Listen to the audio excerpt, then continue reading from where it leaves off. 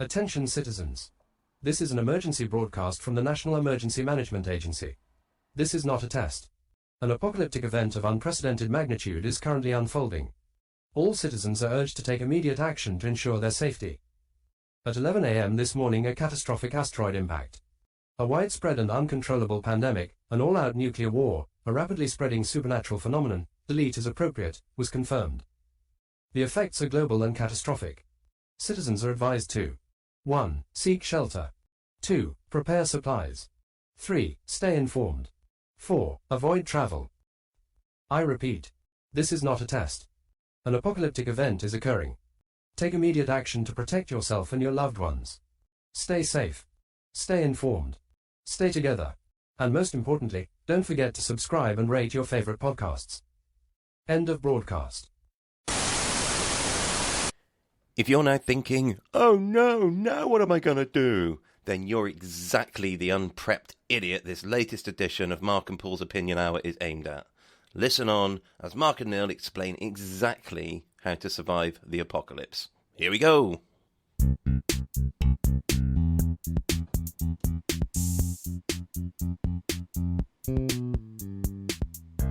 Hello and welcome to the next episode of Mark and Paul's Opinion Hour.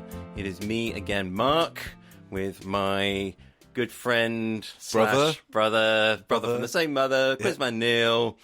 Ladies and gentlemen, it's only bloody Neil Barron. Hello, everyone. It's good to be here again. How are you, Neil? How have you been? Again, one sentence. How have you been? Last time I think I said working kids. Yep. I could very much say the same thing again. Yeah. I'll maybe just say I've not been watching as much football as most people have. Right. Yeah. So I have been watching all the England games and a bit of the rest of it. Yeah, it's not been amazing. Not yet. Waiting. Hasn't really set fire yet, has it? No, I don't really know enough about it to have an opinion on it, though. No. Yeah.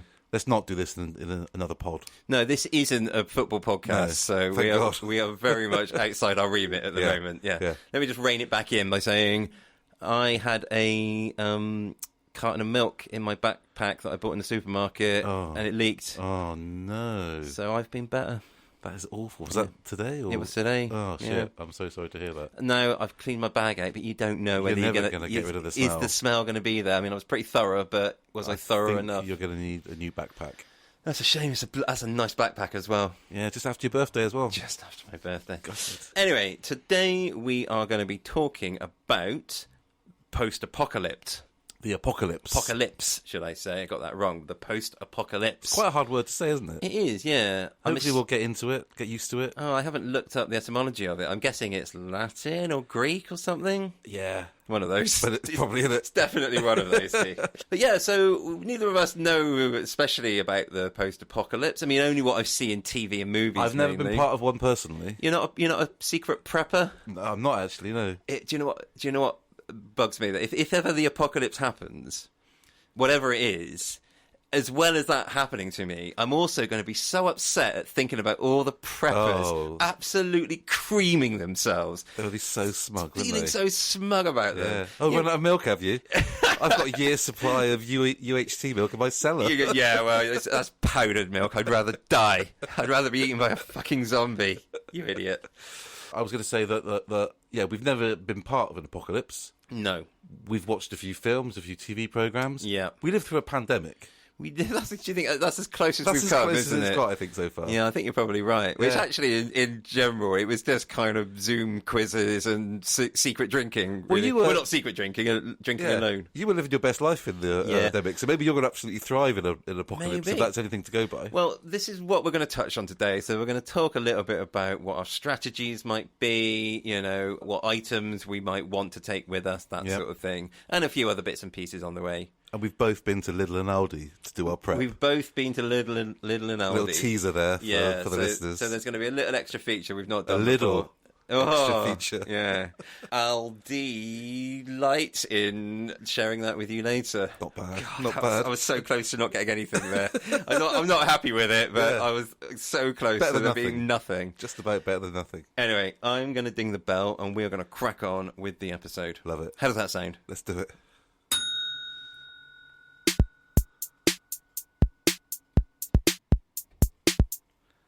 in an unusual turn of events, we're going to start with a quickfire. That is unusual now. I know. What's happened? What's happening right now? We have our reasons, Mark. I hope you've got your reasons. I've got my reasons. I'm bewildered. Apparently I've lost control of the podcast momentarily. You have. This is a coup. This better work. I'm just saying, it better work. It'll work. It'll right. work. Yeah. Go for it. No, I feel like in a conversation about the apocalypse, there's going to be darkness and light, isn't there? You know, we're not going to just talk about the awful, horrible things that have happened. We're gonna have we're gonna make it. What I've actually been forced to do in the last week or so is sometimes seriously think about how awful it would be. Yeah, exactly. So I was gonna mainly skirt away from that myself. Yeah, but there's gonna be a bit of it. Sure. Okay. Fine. Yeah, it's not all of it. And you're about to make sure. Yeah. Okay. Yeah. Just to make sure that we're going to start off with a reasonably dark question. It can only get lighter from there. I guess. I've got some dark stuff coming later too.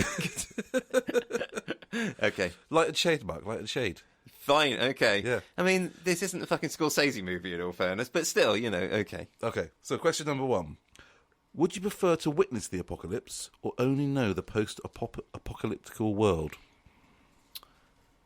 Oh well, I mean, I'm pretty sure the latter.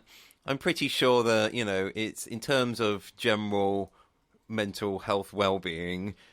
Only have known this, you'll probably be able to be happier in that environment than if you knew what it was before, because you would constantly rail against the new order for the rest of your life. There would always be that dissonance that you would never get over. You'd never come to terms with it.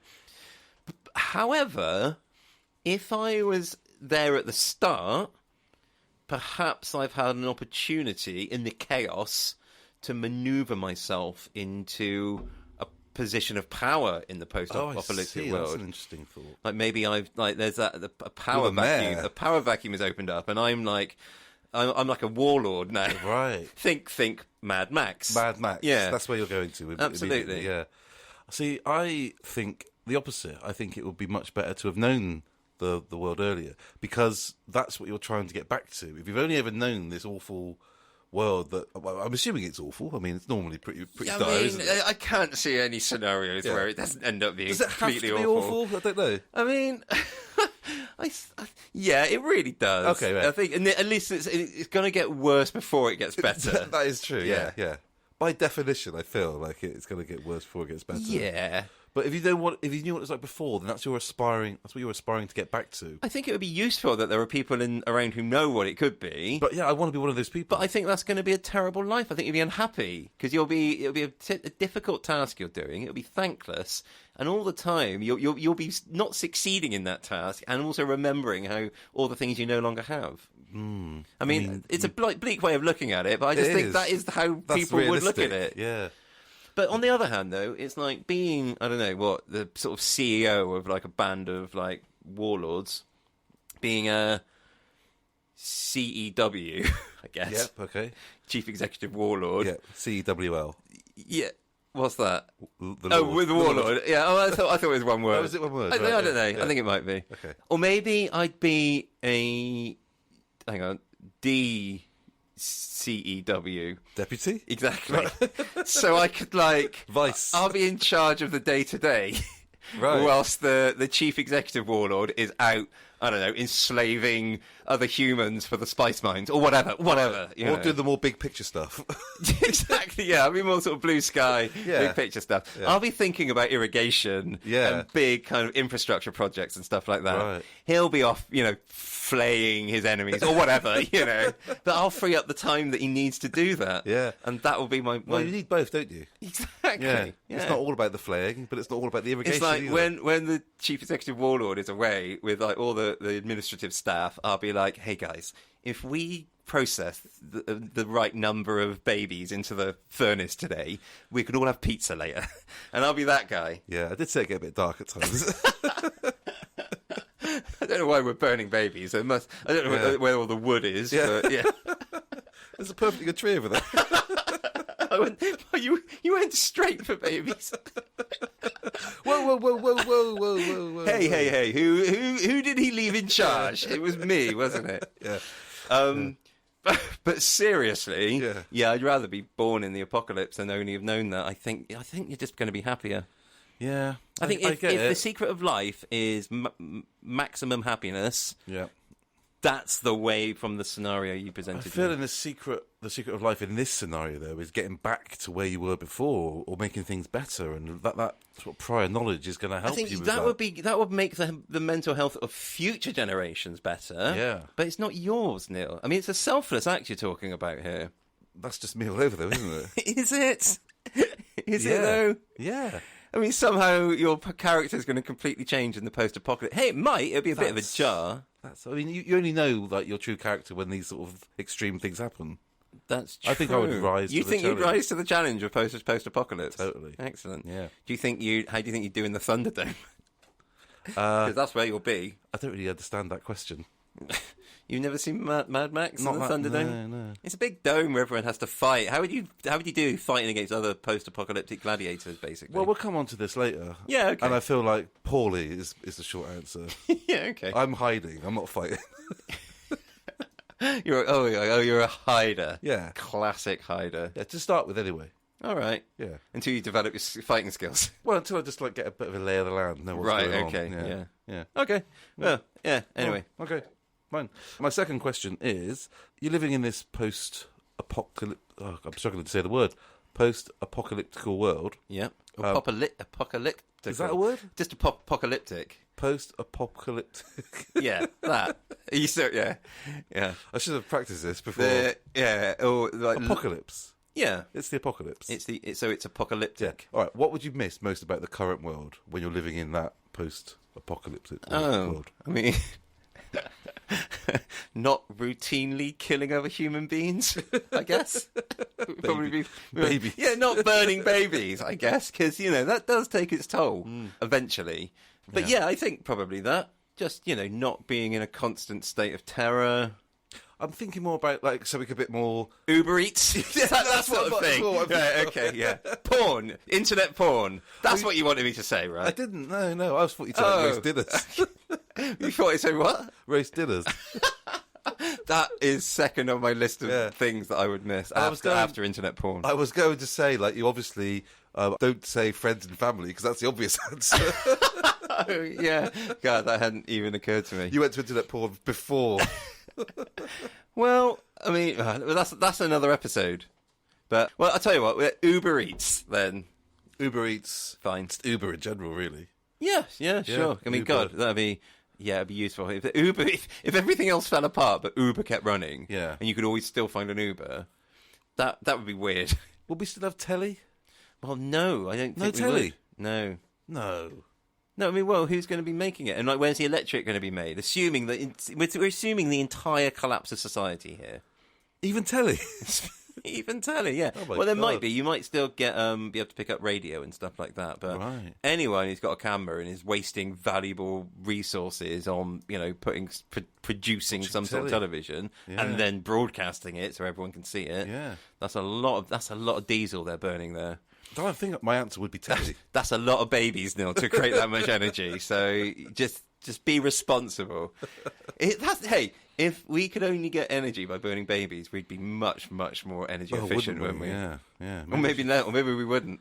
I think we would. I think we probably would. Yeah. I'd like to think so. I'd like to think so, okay. So what's your answer? Uber Eats. Uber Eats. Yeah, and I'll say telly. Yeah. But secretly mine's internet porn. Yeah. But for the record, it's going to be Uber Eats. Okay. Let the record show it was Uber Eats. Yeah. All right, okay. So not all apocalypse are zombie apocalypse. Not all what? Apocalypse. Apocalypse are a zombie apocalypse. Yeah, not all of them are. Yeah. Some of them are. Sure. So if you were in a fight with a zombie, or a bunch of zombies, and it was being filmed, you're in a zombie apocalypse film. So hang on, this is fiction or it's real? I'm in a zombie apocalypse documentary. Yeah. No, it's a film. It's a film. Right. Yeah. Okay. It is fictional. Okay. Yeah. What music would you have playing whilst the fight's happening? Right. So, like in earshot, or just so I can hear it, or just so the audience can hear it? For both. For both. Both. So the question isn't what would most get me in the mood to kill a zombie. It's what would people most want to listen to whilst they watch me kill a zombie. I think so. What would make a cool zombie fight Right. scene music? So this might be and I can't believe I'm saying this, but this might be the only correct time to play heavy / death metal sort of thing. I think that probably would work in that particular scene. I think you're right. Unless it was kind of like a really arty, I don't know, sort of Darren Aronofsky type thing. But if it was like a good to honest, proper zombie film, then like heavy or / metal or something like that. Oh, what about Zombie by the Cranberries? Oh, yeah. Bit on the nose. Bit on the nose, probably. Could work, though. Especially if I was using guns and bombs and guns and stuff like that. Yeah. That's a good answer. Or maybe you want to juxtapose it with something chill. Yeah. Like some Hall & Oates. Okay. I don't even know any Hall & Oates. I just know that's like a stereotypical go-to easy listening thing. Yeah. Enya is an interesting option. That would be interesting. That would be an interesting editorial decision, wouldn't it? It would, yeah. But I think I'm going to go with Zombie the Cranberries because I'm just that on the nose. I think I like that answer. All right. I was thinking about this as well. Quite a lot, actually. I think of all the stuff we've thought about tonight, this is the thing I spent most of the time thinking about. That's a weird one to go with. I thought that, smack my bitch up. Smack your bitch up? Yeah, get the picture. Smack your bitch up. Yeah. Or Sabotage by the Beastie Boys. Oh, well, that's just a generally... Yeah, that's a good shout. Yeah, I do like... Yeah. But then I think with a juxtaposed thing, the theme tune to Benny Hill. Don't think it yet. Sorry, but that's all the time we've got now. But the one I would go with is if I said that the words or the song, what was it called? Soul Limbo by Highlights. Do you know what that is? I don't. It is the theme tune to Test Match Special. Okay. And I'm imagining that in this zombie scene, I've got a cricket bat. That's what I'm killing zombies with. Okay, so I think I've actually got this up now. Let's have a quick listen to it. True. Smashing zombies. Bang! Oh no, it hasn't started yet. Yeah. I'm just winding up. Yeah. Wallop! Yeah. Smash! Brains everywhere. Woo! Smash! Machete in the head. Wallop! That sort of thing. Right, okay. Turn that off. And at the end, you go, how's that? Yeah, okay, I like that. Yeah, that's good. Cool, yeah. Excellent. Those are my quickfire questions. That was a lot of fun. Thank you for those. You're welcome. Let's ring the bell and crack on.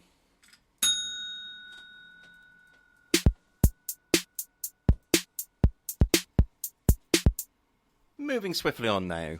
We are now going to have a bit of a talk about what our sort of tactics would be. Like, we've just heard the 5-minute warning. It's this thing's about to happen.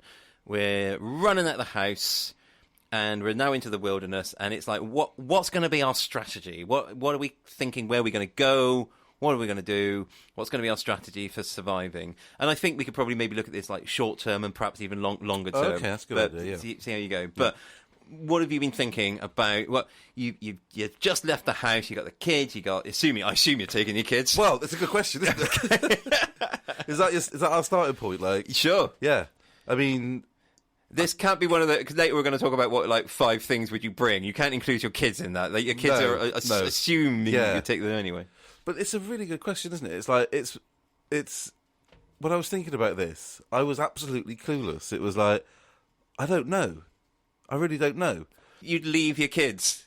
No, I don't think so. But what if I'm not with my kids? What if it's like it happens and they're at school and I'm at work? That's your arc there. It's finding your family. That's the heart of the movie there, Neil. But that's when people always die.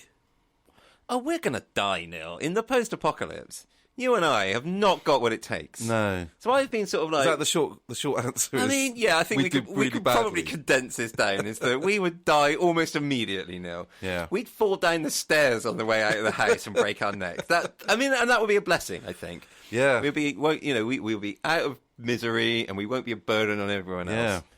Because that's one of the things. So I have been sort of looking into this a bit. Well, first and foremost, so I went onto a website and it was like, well, what do you do in the event of an apocalypse? And there are plenty of websites out there that will give you not jokey, very serious advice on what to do here. The first bit of advice, and it came with a statistic, and I cannot believe this is true, but the first bit of advice is have a bug-out bag. always packed.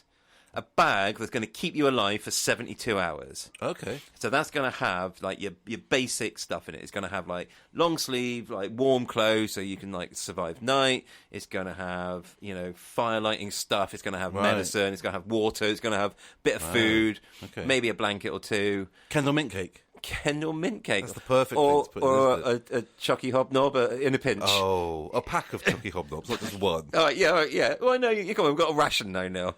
Neil's blowing through the chocolate hobnobs, and we haven't even got to the end of the road yet. It's like, Neil, we need that to live on. That's 72 hours worth of food. Okay. But yeah, bug out bag. And here's the statistic. Apparently, it can't be right, 26% of people in the UK have a bug out bag. Which is a bag Specifically, like, you've got to leave your house forever, and it's going to... I challenge that. Yeah, that's bullshit, right? Maybe in America, in certain states. More than 1 in 4 1 in people 4, apparently. have a bug out bag. I mean, it's totally nonsense, isn't it? I've never even heard that term before. Well, I have in terms like spies have them, don't they? Do they? In case they're in a safe house and they get blown and they need to bug out in a second. I believe that 26% of spies have them. In fact, if anything, that means that 74% of spies have been quite remiss, really, really sort of phoning it in. Yeah. But yeah, so that was one thing. One of the other things they talk about though is finding other people. Okay. And so apparently it's good to find other people.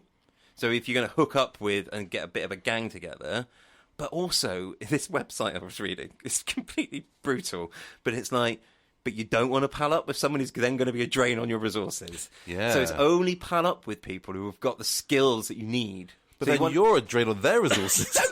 Don't tell them that. They'll have to find that out the hard way after I've already ingratiated myself. You'll find out the hard way when they slit your throat in the night. Probably. And they eat me, presumably.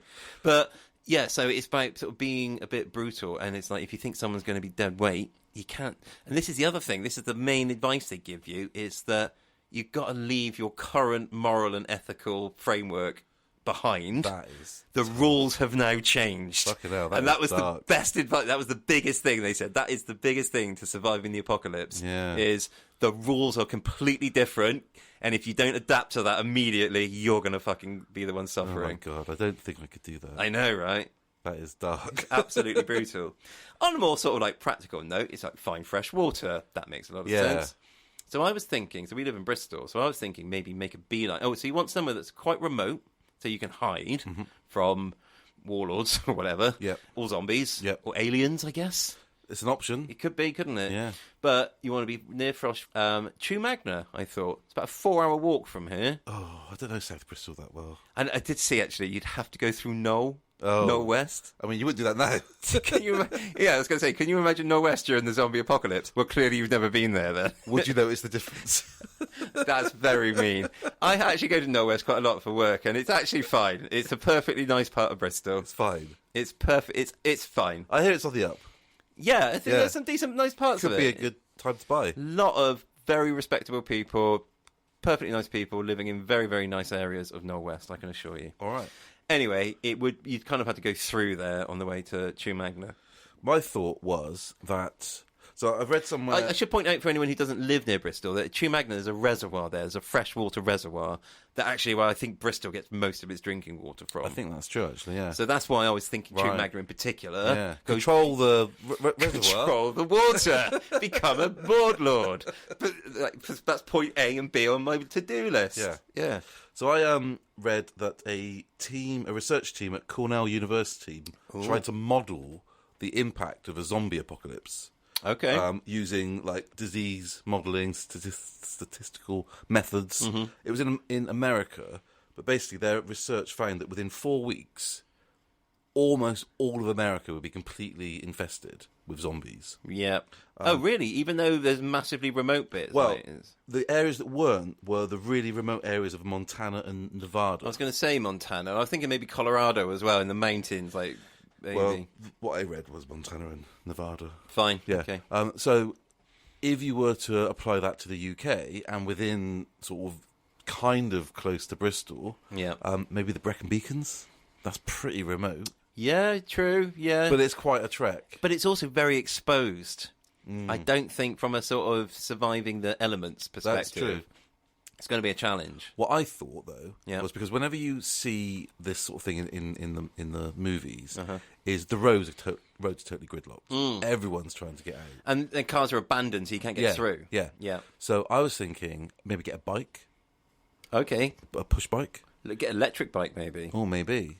So I heard. So sorry, just on that very quickly is that one of the tips I heard is that you want to get a solar panel. So actually going and scavenging in a sort of down a motorway for solar panel, and it said whilst you're there, what you also need are car batteries and alternators. Right. And if you know if there's an electrician in the group, they should be able to rig up a charger where you can charge the phone batteries, from which you'd then be able to charge up your mobile phones and that sort of stuff. That's a good shout.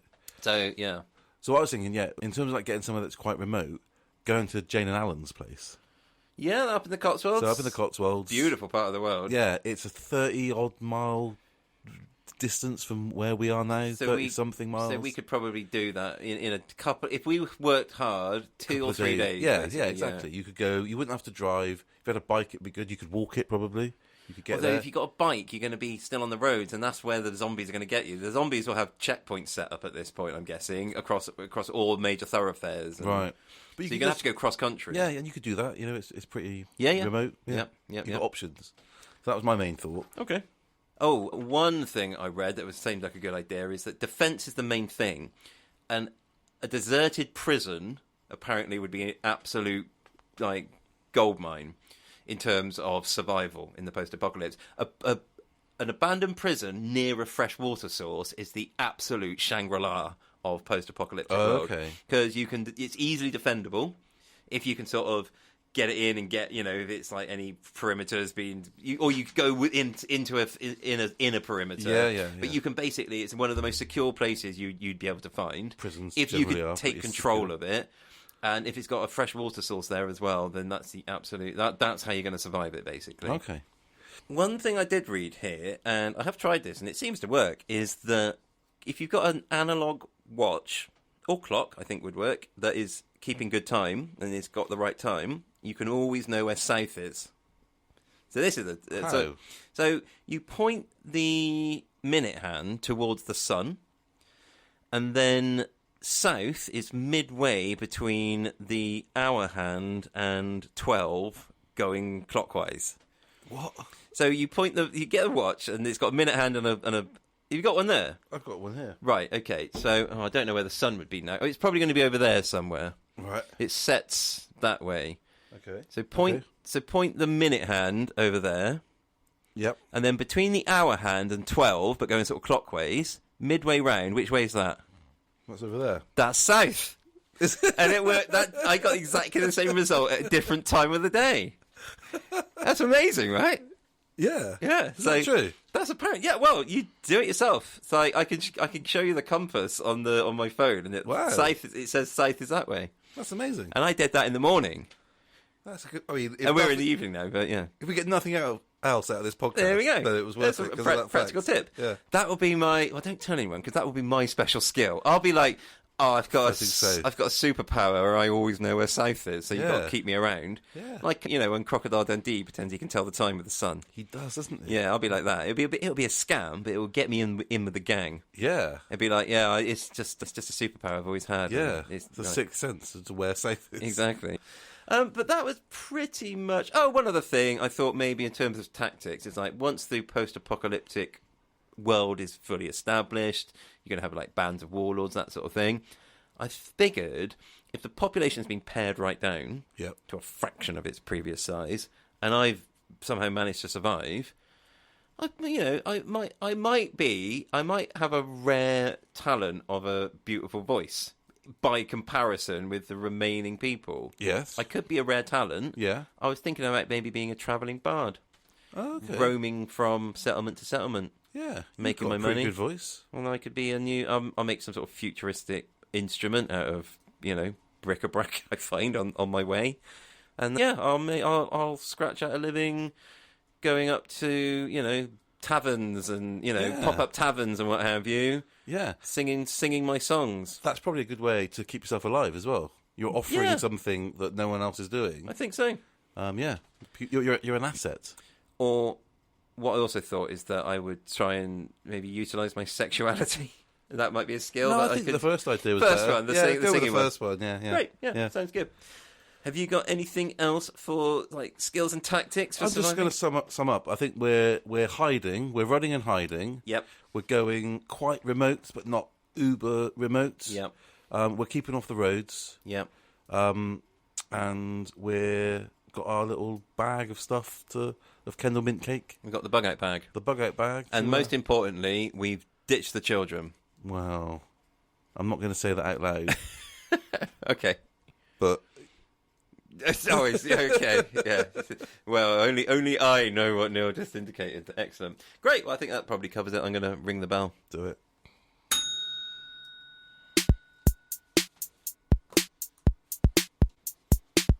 Next up, it is some more quickfires, and this time I'll be asking Neil to answer my quickfires. Quickfire number 1. What's the best post-apocalyptic film/TV/book? Because there's good examples on all of those mediums. I figured we'd cover them all. Yep, sounds good. Okay. And there's so many. Yeah. I've struggled to sort of whittle it down, but I've got a few here to talk about. But go on, you go first. It's not something I'm a massive fan of. I'll start by saying that. Yeah, I haven't watched loads and loads of them. It's often zombie. Zombie is kind of horror, and I'm not a big horror guy. Exactly, so. yeah. So that's the thing. When I think of apocalypse, I naturally go to zombie apocalypse. Uh-huh. That's what my first thought. Yeah. That's probably because of the things I've seen most recently. Yeah, there we are living in a golden age of zombie stuff. That's for sure. Totally. So I haven't seen loads, but I think I've seen some good ones.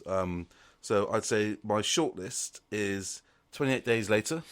Yeah, so I don't think I've ever actually seen it. Oh, okay, yeah. I've heard so much about it. Yeah. What I do know about it is that the zombies are badass in it. Yeah. They're not like the shambling along type zombies. They're quick and agile. Yeah, and, like definitely. dangerous. Like, Yeah, it's a good film. Yeah, okay. A Quiet Place. Again, I've not seen it. Oh, that's really good. Yeah, I know it. I know it is, and again, it's just because it's fright. I don't. It's not a genre. It's pretty creepy. It's sort of like. Is it horror essentially? I'd say it is thriller/horror. It is horror, but it's not. It's not gory. I don't think it's not like a sort of torture porn. No, that's like an alien apocalypse type film, but it's really good. Yeah. Children of Men. Oh, I love that film. Yep. That's is that Alfonso Cuarón? I think it is. Yeah, Clive Owen is the main. That's a character great film. Yeah, I absolutely love that film. It's got that amazing scene at the end where it's like a big battle scene. It's done in one. He's like did it. It's a classic one shot. Oh, is it really? Yeah, okay, right. It's absolutely phenomenal. I didn't realise that. Yeah. Because of course he went on and did. So he did Gravity. Did Gravity. What else did he do? Something else like it's going to escape me now. But yeah, anyway, yeah, that's a fantastic film. Yep. I got Planet of the Apes. What, the originals or the remakes? Or I think the remakes are better. Yeah, that was a really good job they did. The first three. I haven't seen the latest one in all fairness. There is a new one actually, isn't there? Yeah, but those first three are really, really. They did a really good job, films, didn't they? Was that Gareth Edwards who was involved in that? Might have been, yeah. I think at least he might have done one of them. Yeah, maybe the first one. Yeah. But yeah, they did a good job on that. What did you think? Because I'm sure I've seen it, but only once. But there was the Mark Wahlberg one between the really old ones, and it's apparently absolutely awful. I've never seen that one actually. Have you seen it? I think I have, but I don't really remember it. But I know it's famous for being really, really awful. Okay. Yep. Shaun of the Dead. That's if I had to pick one, that's the top of my list. That's what you've got. Okay, yeah. Right. Okay. Now, there's a TV show called The Leftovers that people talk about a lot. I think. Yep. Have you seen it? I've seen The Leftovers. Yeah, it is terrific. Yeah, I've never seen it. Absolutely beautiful. Is piece it? Of TV okay, making. Right. Yeah, it's really worth watching. It's quite unusual. I wouldn't go. It's not apocalyptic though, isn't it? It's something huge happened. 5% of the population just vanish. Okay, that's not quite an apocalypse. But the rest of society maintains. Right. So it's interesting because there's religions get formed out of it, and it's kind of interesting little take on society. But it's not a collapse of society. Okay, it's a big thing that happens that society continues and has to deal with. Okay. Rather than a collapse of society. Okay, great. So I'm not sure I'm going to allow it. All right, then that's fair. So those are all of my discussion ones. But the answer I'm giving, and it is the most recent one I've seen, but it was phenomenal, is The Last of Us. Oh, yeah, absolutely. That was some piece of television. That was superb. Unbelievably grim. It's one of the grimmest Yeah. ends of a program Yeah. I think I've ever seen. And the what happened in that final episode is it's kind of unbelievable that they made a television program out of it. Yeah. I mean, it's based on a computer game. Well, From what I understand, it was. I don't know whether it is like somehow honest to the plot of this. I'm told that they went in a different. They've rewritten it. It's not the plot of the computer game per se. It's got similar tones, I think. Or I don't know. I might be wrong. Is it the actual plot? I don't know about the game, but I was told it's pretty close. So that's kind of like that's what happens at the end of the game. Okay, fair enough. I'm told the runner, I forget his name now, but he's a huge fan of the game. Right. So it's not like they had like, right, we want to do the franchise, we want to make a film, let's go and find a big filmmaker. Yeah. They found a filmmaker who really loved the game. Yeah. So I think that probably shows through. But what I thought was incredible about it was that it was the grimmest ending to a TV show I've ever seen. But I was like, I get why you've done that. Right, I get why that character did that. Yeah. They made it like perfectly not reasonable, but understandable. Yeah. Why he ended up making those decisions. Yeah. I'm not saying what it is. 'Cause I don't No spoilers. It's quite new as well. Yeah. Excellent. But that was some bit of telly. And then there's the whole Nick Offerman. It's episode 3, yeah. It's beautiful, isn't it? Yeah, incredible. It was a real treat. Yeah. So, yeah, I cannot wait for the next. Apparently there's a new one coming out quite soon, I think. Yeah, with shows like that, I mean, I will certainly watch it, but I sort of wish, in a way, they'd just stop. Well, it's what I wouldn't want to see. So I wouldn't mind seeing a few more episodes of it, probably, assuming they've got something interesting to say and they think they can make it. But what I don't want to see is Walking Dead, which for the first 4, I think maybe 5 episodes, I don't know, I might be getting that wrong, but I remember watching it and there was up to a time, it was phenomenal. And then it really just, I don't know, it just went on too long. It just like overstayed its welcome, I think. Yeah. I went off it. I think I went off it and there was maybe 4 or 5 seasons. Right, beyond that. But I think it's still going, Right. at least in some iterations. There's some spin-offs and things. Right, okay. So, but I've never seen it. It's good. Yeah. When it started, it was solid. Yeah. Perhaps not quite as elevated as The Last of Us. Yep. But excellent. Yep. So, yeah, I think it has to be in the conversation. Yep. For me, so some of the other ones that I've got here. So Snowpiercer, I really liked. I think I've seen that. It's directed by Bong Joon-ho. Yes. Or Ho. Yes. The guy who did Parasite. Yeah. On the train. On the train. Yeah. You got Chris Evans and Jamie Bell and Tilda Swinton. Yeah. So it's interesting. So the apocalyptic thing is kind of by the by. It's happening in the background, isn't it? It's kind of in the background. Yeah. It's like they're on a train which just travels around the world, and there's been something, and they never really explain what it is, and but they're sort of protected on the train. But the train is divided in a sort of hierarchical way. That's from right. upper class at the front to like, and there's basically this order. So it's an allegory of like the societal hierarchy of our real life, modern world. Yeah, absolutely. Okay, But I kind of like that one because it's a great film. Yeah, really interesting. But it's set in an apocalyptic way. But the apocalypse isn't the big thing. It's what's going on the train. Is the story. It hadn't even occurred to me. So I quite like that. One I've seen, but didn't even think about it. Absolutely. But I think my favourite, and I'm going on the book, which I've read. I've also seen the film, but I think the book is the better of the two. If you're going to do one or the other, but The Road, Cormac McCarthy. Cormac McCarthy, yes. If we're talking about post-apocalypse, and you're talking about bleak films, holy crap, is that bleak? That ticks the box. And it is perfectly post-apocalyptic in that it's exactly what it is. It's a guy and his son trying to survive the post-apocalyptic world. But the great thing is, I enjoyed, that what has happened to cause the apocalypse remains completely ambiguous. Okay. It's never discussed. Right. It's never explained. You're assuming it's not nuclear because there doesn't seem to be any fallout issues, radiation. It's not zombie because there's no zombies in there. For something has collapsed society, and it's never explained why. What it is. It's just, but it is, and there is some very dark things going on in there. So, why is it so good? It's basically it's a story about his dad trying to look after his son, and the dad's struggle between trying to remain a loyal dad. So he was a parent of this child before it. So it's kind of, I think it's obvious that it's sort of like it's a child that was being born comfortable, and he's now so it's talking about you thinking about taking your children, why that would be challenging. It goes into that in a lot of details. I mean, taking my kids shopping is challenging. Getting them through the apocalypse would be fucking impossible. They go, no, you don't put it down. No, you can't have it. Yeah. No, I see. Yeah, I can imagine you just losing your shit, immediately. That literally happened today. But it's got some really dark things that happen, and it's and again, I don't want to spoil the end, but it's a pretty bleak end. Yeah, but it's beautiful. The film is also excellent with the Tom Hanks. But describing it as beautiful is interesting because it doesn't sound beautiful. It sounds awful. It really does tug at the heartstrings. Right. Okay. So that's what I mean by beautiful. Right. It's kind of like beautiful and sort of painfully beautiful. Yeah. It really evokes, for me at least, it evoked so much emotion. Okay. Which is kind of, if fiction, job done. Yeah. And sorry, you say that the book is better than the film, but the film's worth a watch? I think so, but the film is excellent. If you can't be asked to read the book, because that takes hours and hours. I'm getting back into reading these days. Yeah, I'm trying to. Good for you, man. Yeah. Excellent. What are you up to now? Like M, N? Are you up to M's and N's yet? I could do those, yeah. Yeah? Yeah. Excellent. Yeah. You wait till you get to your sort of like X, Y's and Z's. That's crazy. Yeah, I don't You wait. I don't even think about that yet. But yeah, cool. So, I mean, Shaun of the Dead, obviously, because it's very funny, but The Road, I think, would have been mine. Okay. Excellent. Yeah. And next question. If you had to have an apocalypse, what would you prefer was the reason for the apocalypse? We've talked about a few reasons. Haven't we? Yeah. If are there any that you would rather it be than not? Yeah, I think they probably why? are. I think they probably are. All right, go for it. And I did look up at this, actually, as to what are the different types of apocalypse. I'm not sure this is a definitive list, but I've got 8. This is not exhaustive, I'm sure. Yeah. I've got 8 for you. Okay. Nuclear apocalypse. Yeah, you don't want that. I don't want that because that's radiation poisoning. That's awful. That's probably the worst one. Yeah, I think that might be the worst one. Yeah.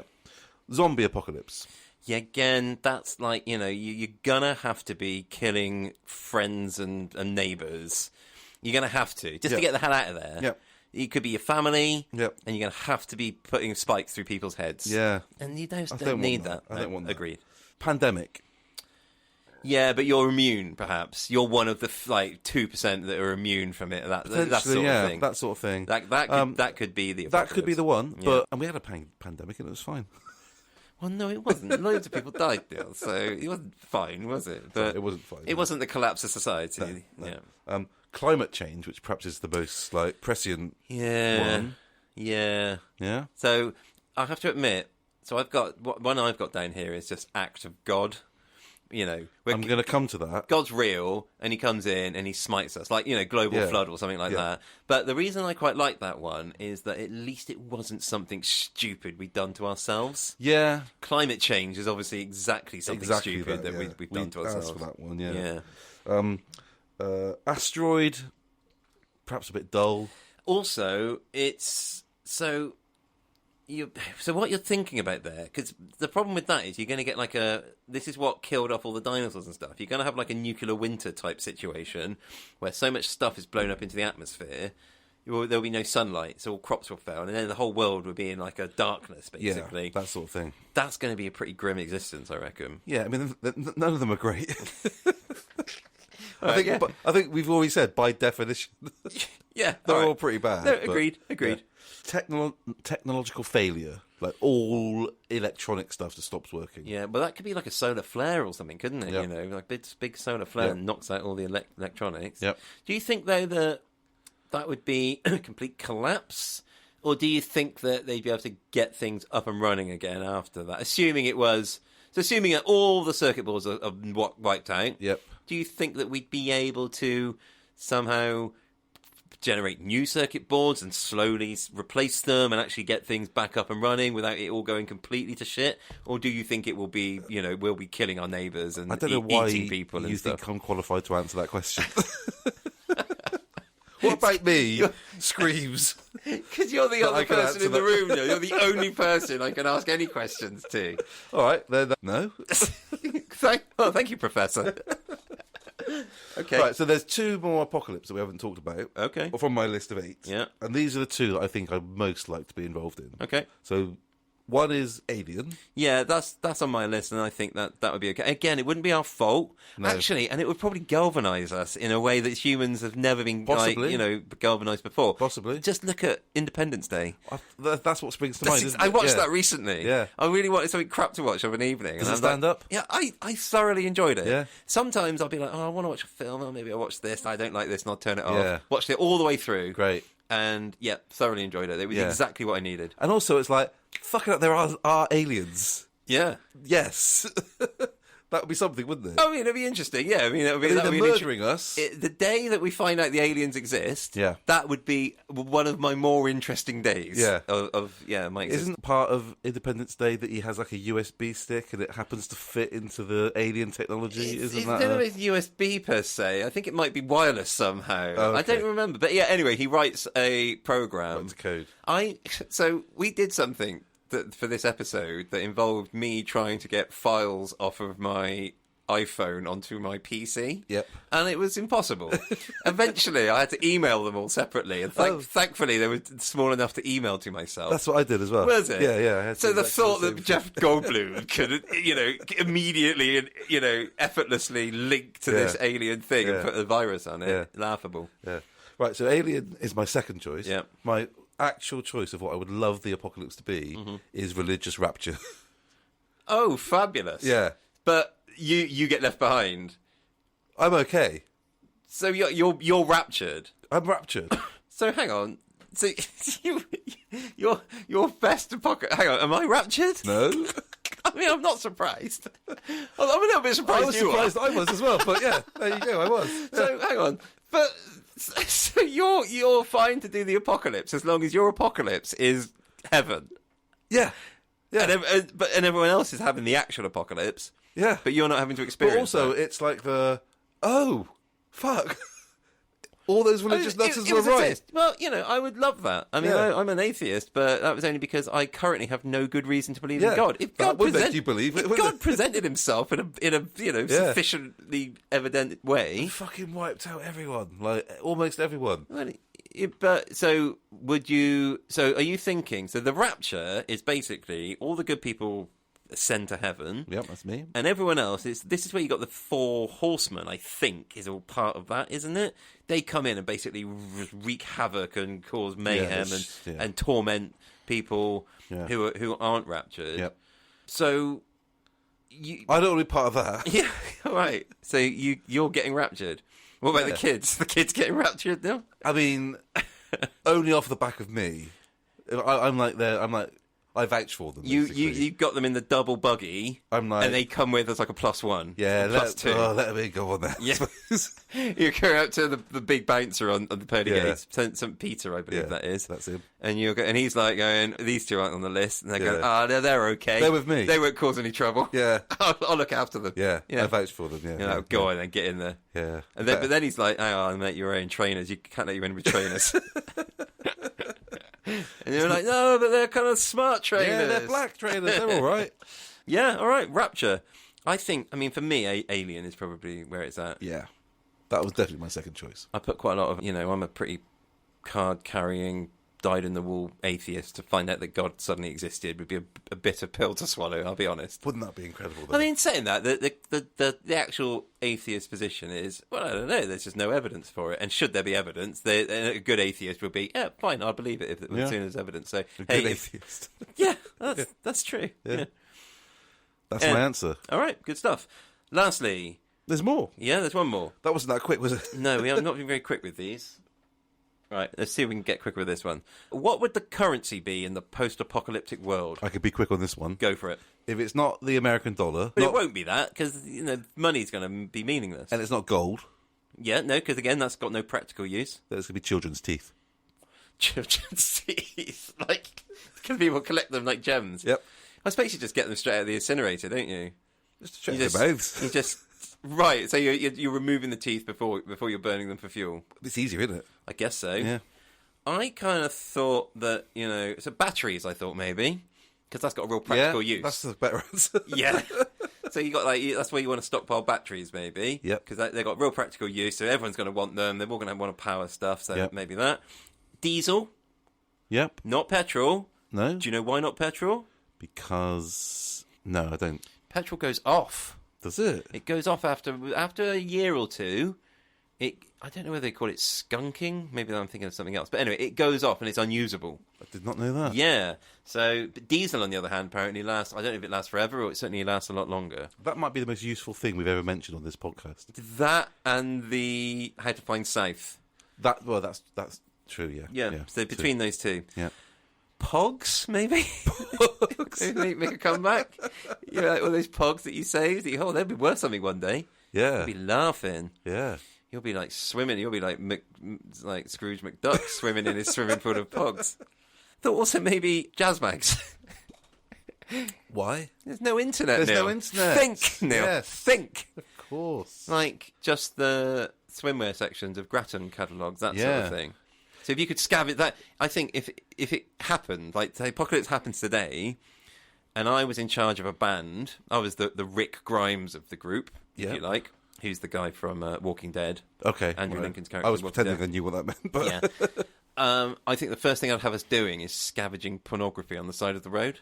So, if you take your mind back to the pre-internet days, when you were a user of jazz mags, Well, I'm not admitting that I've ever been a user of jazz mags. But what would be the most valuable one?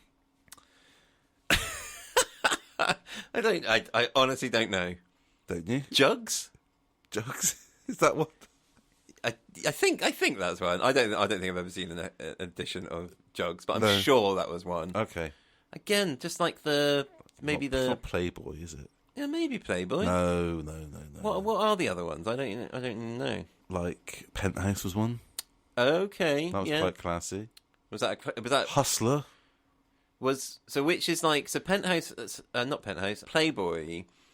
There was one where everyone said they read it for the articles. Yeah, it's got all the articles in. Is that like is Penthouse like the British equivalent of that or something? I don't know. I think it was American as well, but it was dirtier.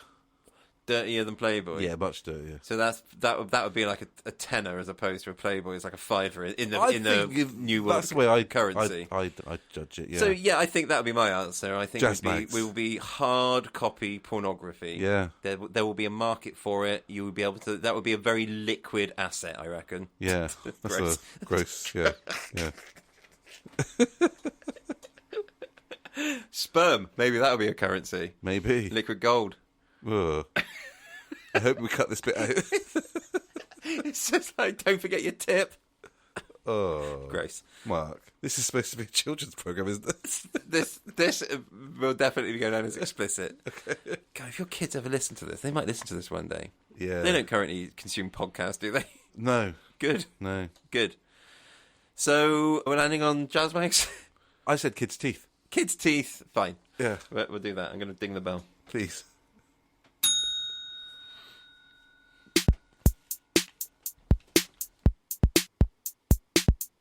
Our next main topic is going to be on what items do we think would be most important to keep with us in an apocalypse.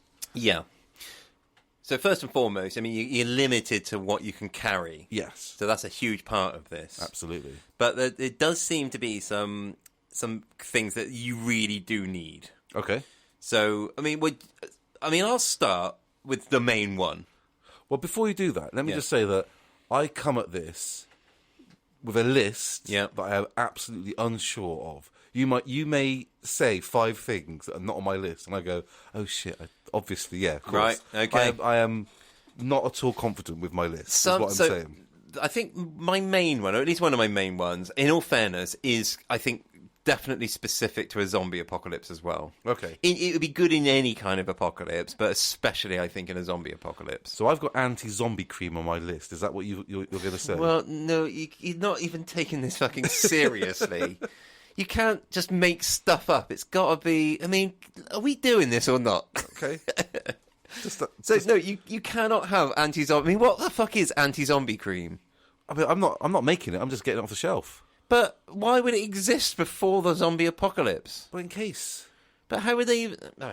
All right, fine. Zombie repellent cream. Yeah. It's like Batman is shark repellent. Except more daft.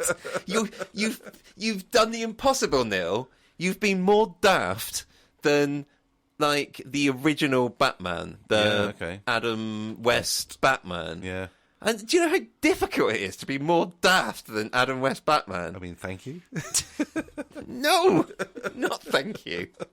Okay. Fucking idiot. I'll strike that off my list. That's fine. Please, if you would be so kind. Yeah, you've poo-pooed it. Yes, exactly. You've more than poo-pooed it. In future, I'm gonna prepare a jingle for when I poo-poo things. Yeah. It's gonna go, poo-poo, oh yeah, or something like that. I mean, it might be exactly that I just did. We'll see. Okay. Yeah. Right. So you tell me then, what is the most important thing? I mean, especially in a zombie apocalypse, but I think in any apocalypse, and to such an extent that I've been thinking about it this week, I have seriously considered investing in one of these. Yep. Just because it makes so much sense. I have literally no idea what you're going to say. It's a big fucking axe. Okay. A sharp axe, but like a full size, not like a little hatchet, a full size fire axe type thing. Okay, axe. Why do you think an axe would be important well, how do you think it could be useful in the post-apocalypse? Killing zombies. Yes! Damn right! Apparently, on a number of lists I read, it is the number one item for killing zombies. Right. Like realistic items you might have. Above machete, above samurai sword, also above baseball bat, even with spikes through. Cricket bat? I mean, a cricket bat is not the weapon of choice. It's just a bit of fun for the. I know that in Shaun of the Dead that they used it in a very humorous way. Yeah. But let's get serious for a second now. So why? Because I've got knife on my list. Yep. I was thinking the knife would be a practical item for you know the things you use a knife for, like maybe sharpening a stick into a spear, or something like that sort of thing. But even for like cooking. But if the axe is sharp, and this is really important, you also need a way of keeping your axe sharp. I was going to ask about that. You can use it for that as well. So this is what you can use it for. You can use it like a hammer, the back of it, for constructing things. Okay. You can use it as like a walking stick, potentially. You can use it for killing zombies. You can use it for killing your human enemies. You can use it for whittling. You can use it for making firewood. You're using your axe all the fucking time. It is the multi-tool, but the main thing is that it is a handy weapon for killing zombies. If damaging the head is the name of the game when it comes to killing zombies, and we all know it is, and if I know anything about zombies, you go straight for the head. Yeah, for the head. I mean, unless there would be, it's like a weird strain that it's all about the groin with this particular brand. The of axe zombies. still works, so surely the axe would still work in the groin. But yeah, the axe is what you need. So when I said just like 2 minutes ago that I come into this without really knowing much about it, you've already totally convinced me that my knife is insufficient. No, you want a knife as well, probably. So you want, like, because again, maybe for a bit of close-up work, some zombie gets in close and you could get, But an axe is an absolute must. Okay. And a way of either sharpening it and or keeping it sharp. Right. It's vital. If you take anything away from today's podcast, dear listener, please keep your axe sharp. Always keep your axe sharp. I'm sick of having to tell you. Anyway, well, yeah, so that was one for me. That's a good one. That's a great one. So what other nonsense have you got on your list then, Neil? I've got duct tape. That's a good one. Thank you. That's on all the lists. That was one of the things I thought might be currency in the new world, because it's so going to be so useful. Yep.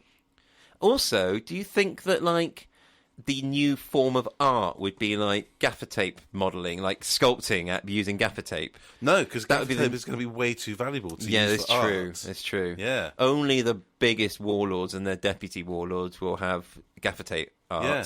It'd be like the Banksy, wouldn't it? It's going to be like singing and dancing, surely. You're going to be the art forms.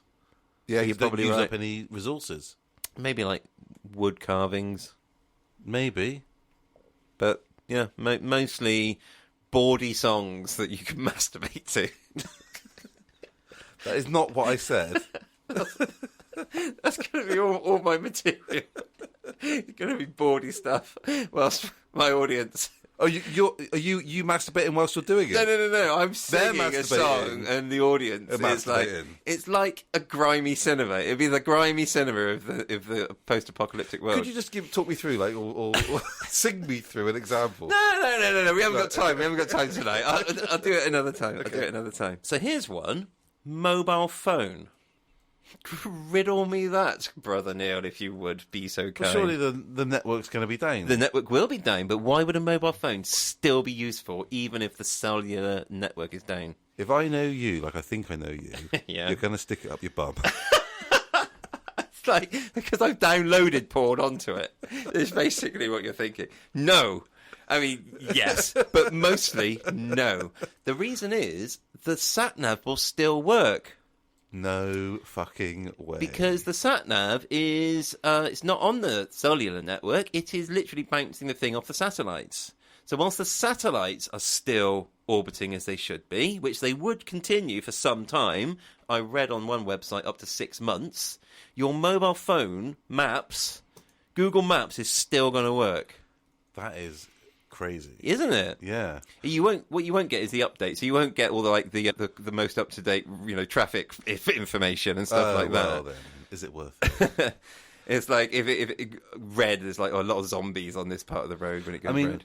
My mobile phone does not last a day on charge. I have to charge it. It's about 3 years old. Yeah. So am I going to be able to keep it? I'm going to have to have some sort of way of charging it. You'd be turning it off and on again to eke it out. You won't have it on the whole time. But yeah, you will. This is what you need: the solar panels and the car alternators and the car batteries and that sort of thing. That's what you'd be using for charging up your phone again. So I'm not saying that's a bad idea. What?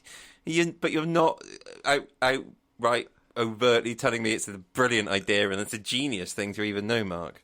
But we sort of said we'd go somewhere that wasn't that far away, that wasn't that hard to get to. So why do you need to know? Oh, come on. You're in the... It's only so far that knowing where south is going to get you when it comes to navigating. Knowing exactly where you are and exactly how to get to places, I think But it's not really telling important. you, there's a swarm of zombies ahead of you. Avoid it. It's not, but it's the navigational tool. If you want to get to somewhere, it would be the very useful tool to help you do that. But I want to get to Jane and Alan's. I don't need a... Yeah, but if you're going off the main road, you absolutely will. You'll get turned round in a heartbeat. My analogue phone. My analogue watch will be telling me where's north and south. Well, you know where south is, I guess, but... And therefore I know where north is. Yeah, but to... It's the other way, isn't it? yeah, it is. I'll give you that. It is. But I just don't think that's the rudimentary. That will sort of get you in the right direction. It's not going to pinpoint... I'll give you a better answer than a mobile phone. Go on. A wind-up radio. Yeah, that's not a bad shout. Only though if somebody's broadcasting something. Yeah, of course. But to hear any useful broadcast that might have happened. That would be incredibly useful. Yeah, all right, I'll give you that. Thank you, Mark. Good set of boots. Hugely important. That's a good answer. The footwear. Footwear. That could be the difference between life and death. Yep. But you don't want them too clunky because apparently running away from shit is going to be a big part of the post-apocalyptic world. Oh, so what sort of boots are you thinking of? So kind of like lightish walking boots would be perfect. Yeah, you're not going to sturdy. If you're not going to the Brecon Beacons, you don't need anything too hardcore. Yeah, exactly. So you don't want them to be like big, kind of clunky boots. Like you don't want welly boots, for example. Oh God, no. But you'd want something that's hardy, that's sturdy, that supports the ankle, but you can run in if you need to. Yeah. Yeah. Okay. There you go. I like that. What else have we got here? Oh yeah, if you take any medicine, you're going to want to stockpile that shit beforehand. I don't. You do though. I do. Yeah. So I need to start stockpiling. Yeah. But it's difficult to do that. It's difficult to justify that prescription with your doctor. Yeah. He's like, well, I've just prescribed this to you, and why do you now want 10 times the amount when I've only just prescribed it to you? It's like, well, I'm stockpiling for the post-apocalyptic. I'm a prepper. He'll laugh me out the surgery. Yeah. He's a prick. He's not a prepper. He's not a prepper. No.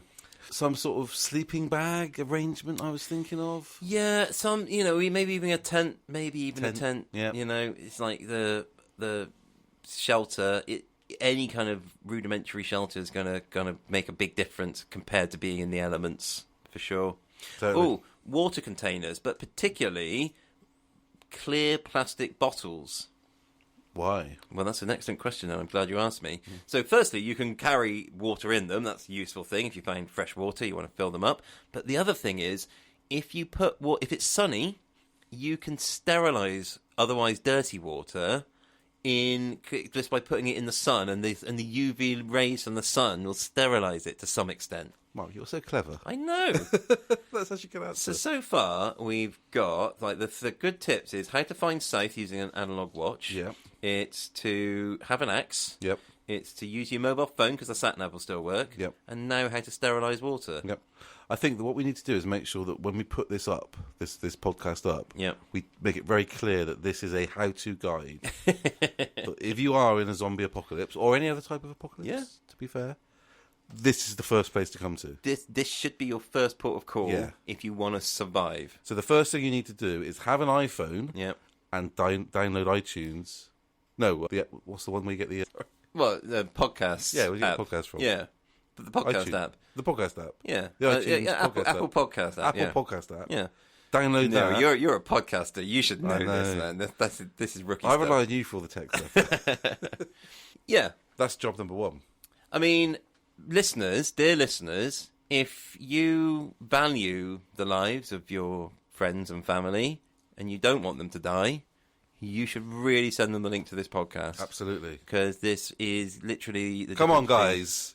This is basic stuff. If there was ever a reason to recommend this podcast to someone, yeah. So, hey, if you hate your friends and family, then don't recommend it. Yeah. But if you love them and you don't want them to die, Yeah. maybe send them a link. Yep. That's all I'm saying. I've got one more thing. Go on. And it's a thing that I cannot use now, but I would fucking learn how to use it. Yep. And it was a gift. I gave it to you. Yeah, it was a gift from you. A flint. The thing to make fire with. Yeah. Yeah. That's what you need, isn't it? Because like a lighter, great. Box of matches, great. Gonna run out. You're gonna run out. Yep. You can use that fucking flint thing. So you need to get a load of really dry things. Yeah. Like your sense of humour.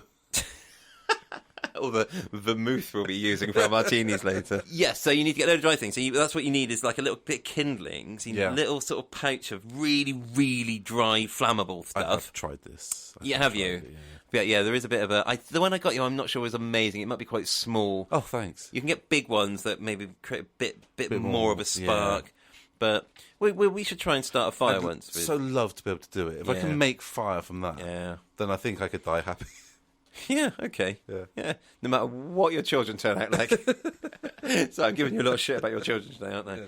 Yeah. Okay, well, that's good. So I think that's a few good items that we can look at. Now, so here's a new thing that we've done. Neil and I thought it would be interesting to think about if you were going to go into a supermarket, the post-apocalypse is coming, the thing is happening, you're rushed to the shop, and you need to buy 5 items to survive the apocalypse. Can't get more because we want to go in the 5 items or less. Exactly right. Yes, that's brilliant. Yeah. So you go to a supermarket, what 5 items would you buy? Now, Neil and I, we live in a undisclosed area of Bristol. Fish ponds. Shush. You don't want stalkers. I don't want a stalker. What's the matter with you? Although if there's anyone out there who's interested in stalking me, do reach out. We should talk.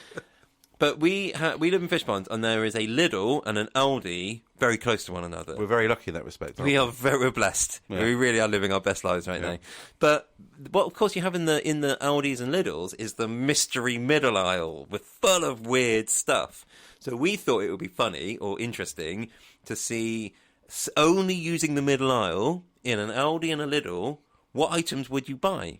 If you were in an apocalyptic situation. If you were rushing out to the shops to survive the zombie apocalypse, what 5 items would you buy if you could only buy stuff in the middle aisle? Yeah. The other aisles are just chock-a-block. Yep. Everyone's going crazy for them. Yep. So the middle aisle's the only bit you can get to. Yep. So what 5 items? So the way we thought we'd do it is Neil took Lidl. I did. I took Aldi. Yep. And we went round. But we recorded ourselves doing it. We did. So what we're going to do now is basically play some of that stuff.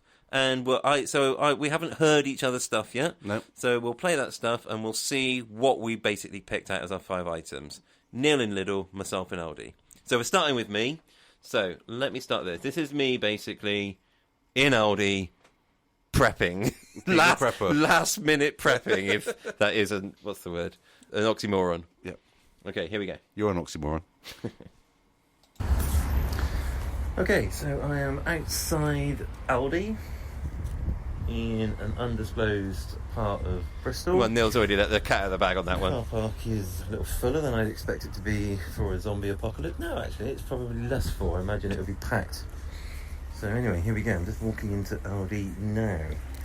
Let's see what the bountiful middle aisle has in store for us. So we're approaching the middle aisles now. I'm going to do this systematically.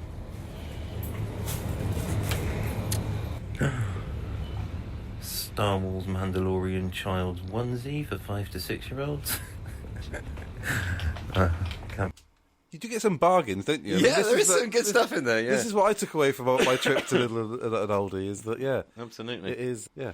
Although, as I think I'm about to say, a child's Mandalorian costume might be a little bit extravagant. Well, can't waste that. Can't waste one of my 5 choices on that. Oh yeah, I should probably point out that good decision, Mark. Yeah. Trying to find 5 items in the middle aisle that I would take with me in the post-apocalypse to try and...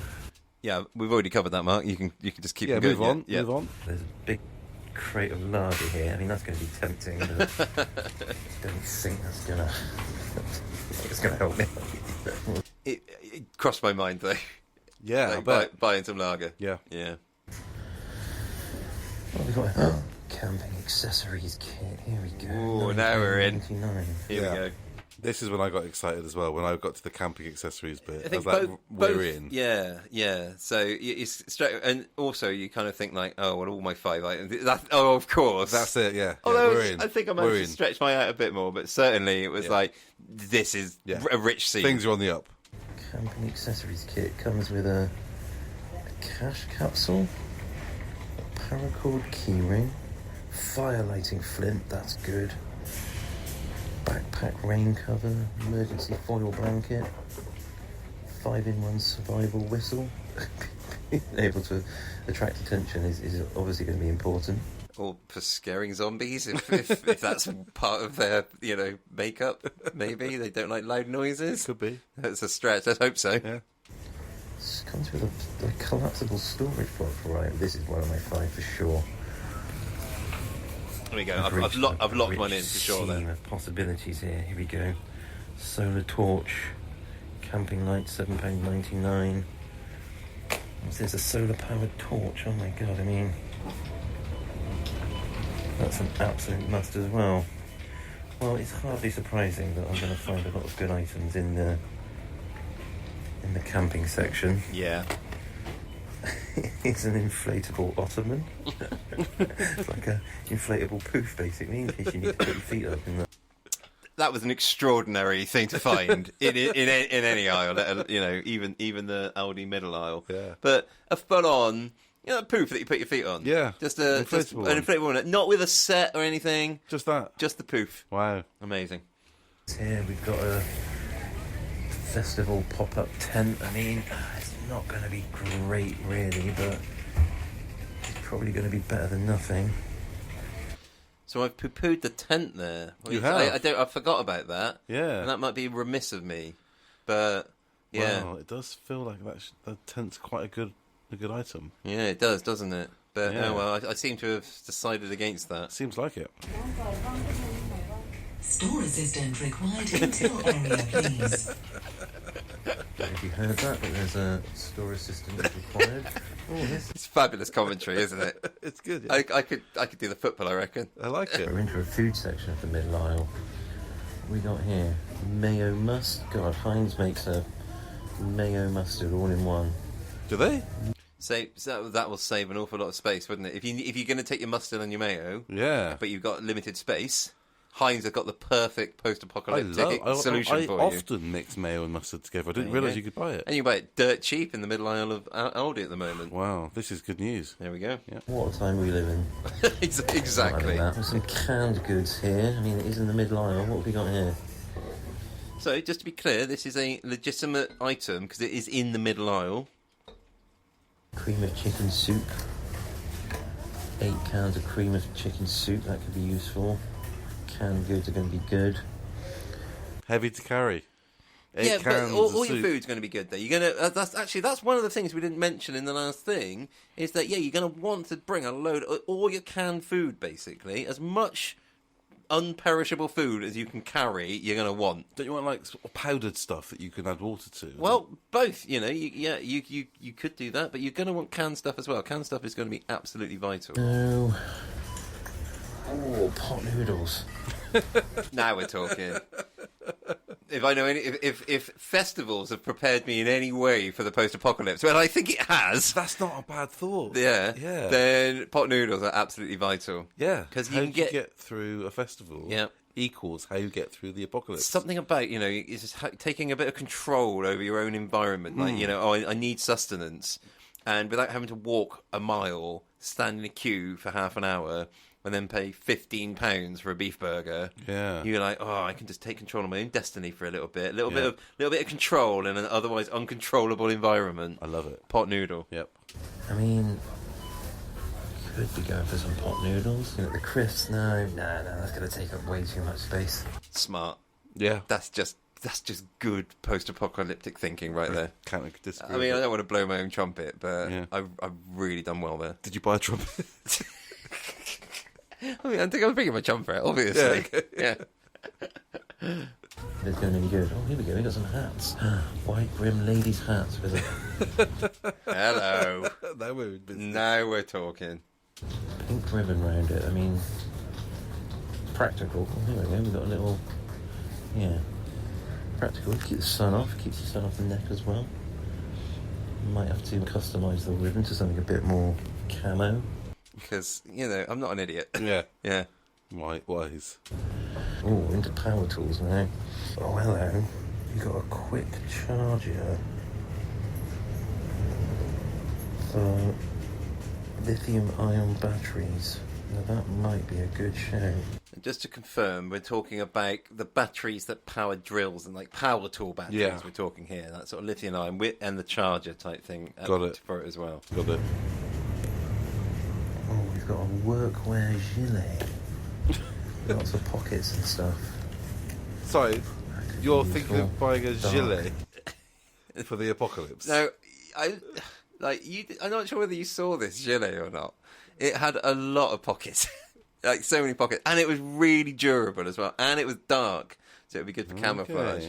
Okay. I was quite enamoured by the work tool gilet thing. Right, okay. Good for camouflage. Ooh, cocktail shaker set. I need one of those. This is me just shopping at this point. Yeah, right, I've gone a little bit like Got a bit off I've piece. forgotten about the brief at this point. Travel toothbrush. Yeah, battery powered.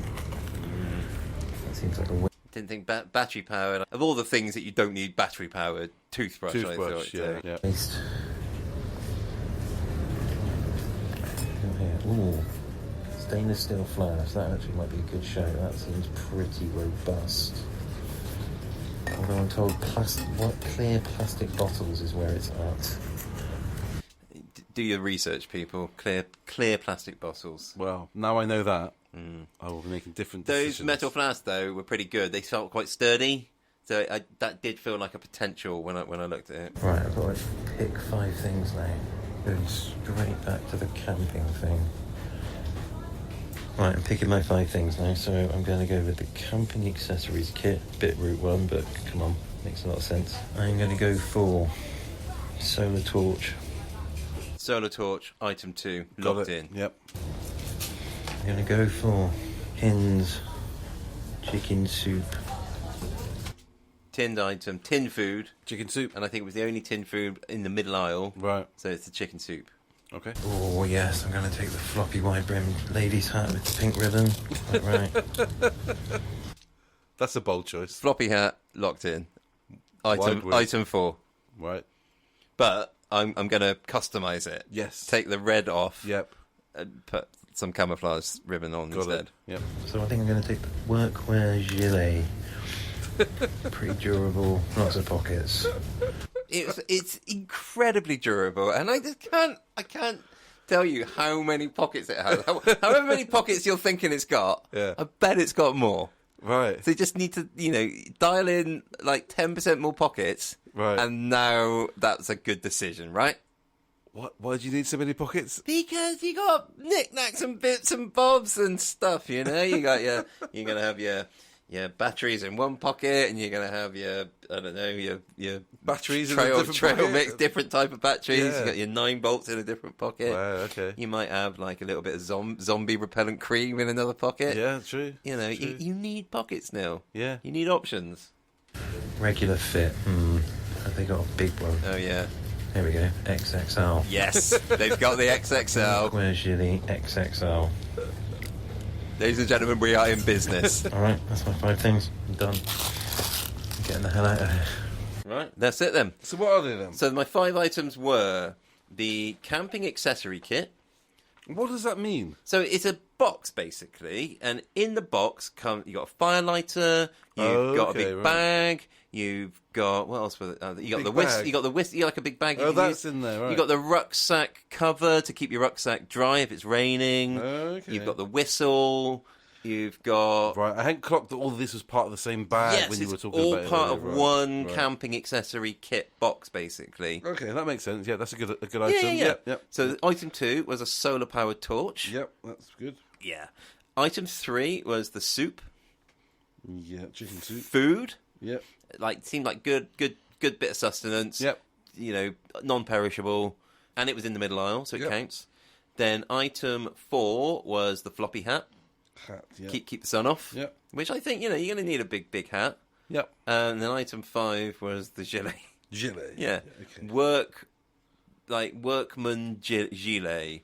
Gilet. Very hard wearing, extra large, I found. And I mean, again, I wouldn't. If I had to guess, I'm going to say like 20 pockets, maybe. 20 that's a lot of pockets. That's a lot of pockets. Yeah. Exactly. You'd lose stuff though. You'd be like, oh, which pocket did I put that one in? It's in this one. Oh shit, no. Oh no, I remember. It's like, oh no, it's not. It's like To start, you'd be forever looking for to stuff. start with, but then I develop a system. Yeah, absolutely. Yeah, but the zombies would get you before the system was in your head. Anyway, that was my go around Aldi. That's Aldi. Okay. And so now we can have a listen to you Me going round Lidl. Great. Basically doing the same thing in essentially the same shop. Yep. But a slightly different shop, different but in shop. exactly the same area. So I'm just walking into the shop now. Going into Lidl, this is my choice.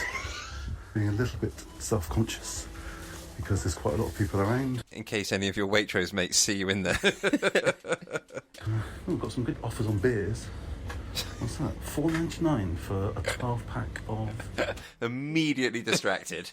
Immediately distracted by the alcohol, by the cheap alcohol. It was a real bargain. You had your list out and everything. Yeah. You were really focused on what you were doing. And I was like, ooh, cheap beer. Yeah. Unbelievable. Mahu. That sounds all right. Pretty good for the footy. I think that would be a bit of a bad choice, though, for what we're looking for here. But Yes. you can't argue with their prices. It has to be said. If the quality's not always there. But 75p for a pack of Doritos, I mean, come on. That is not bad at all. That is good price. It really actually. is, Yeah. right, So I've got an yeah. idea of the sort of things I'm looking for.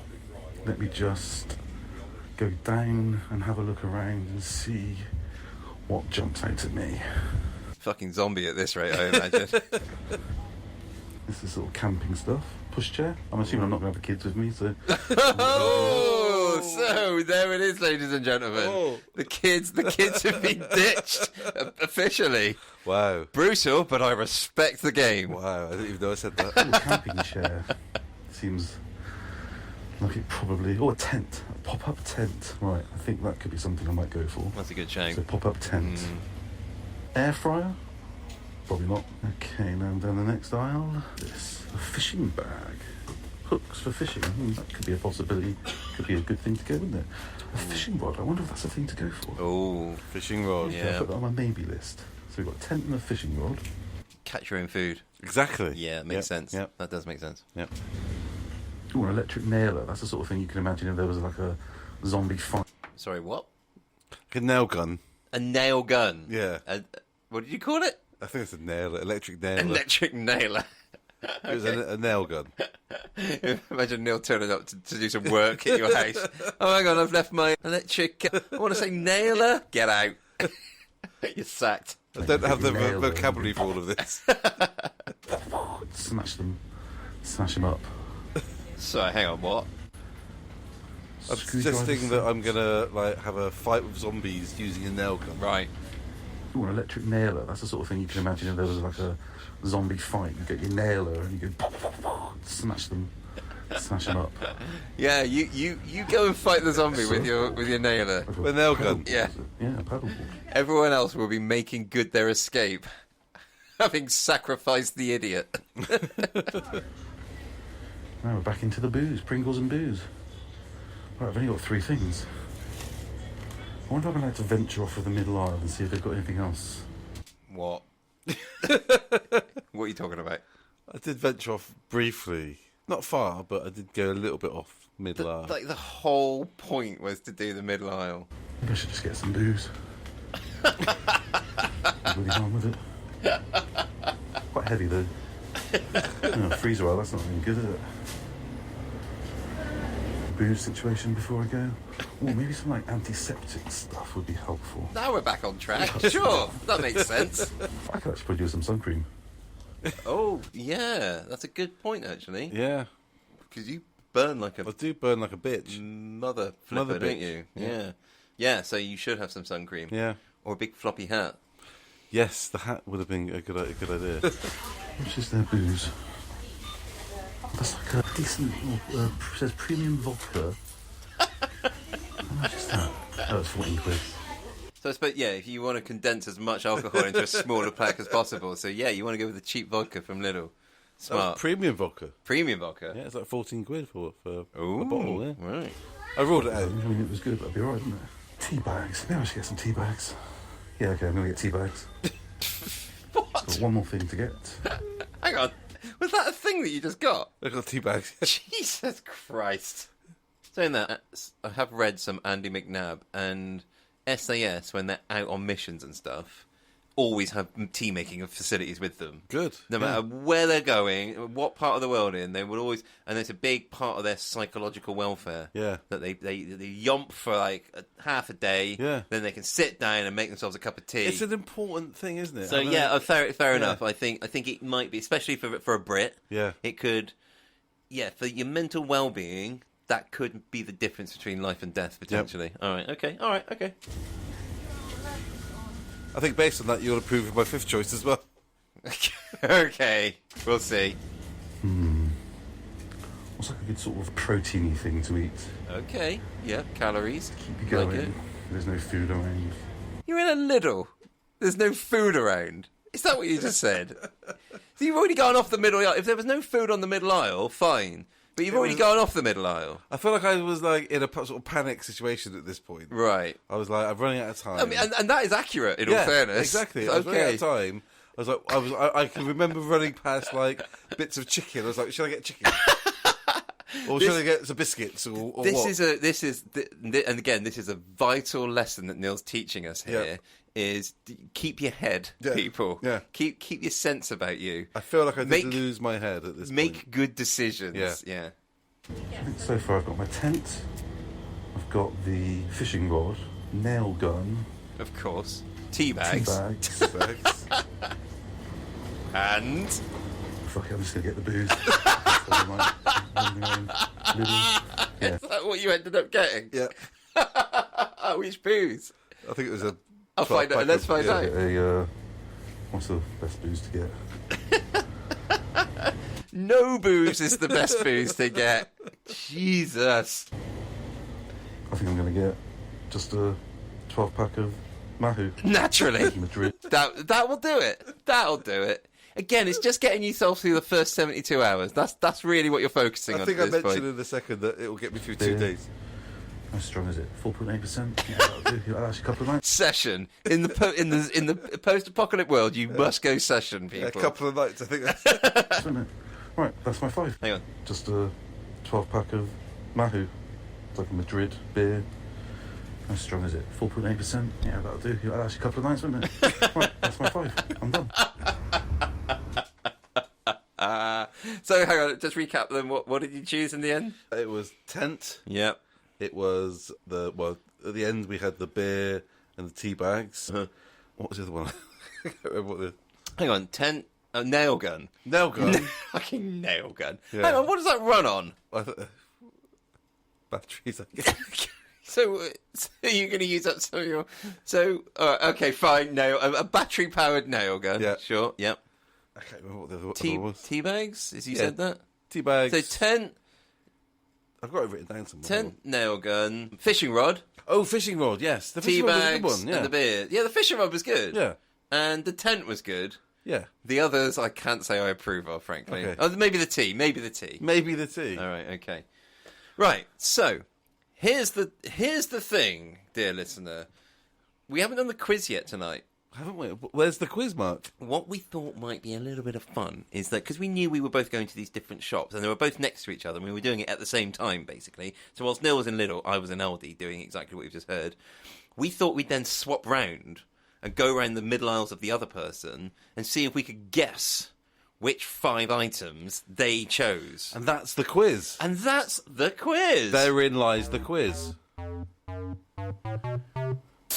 Quiz time.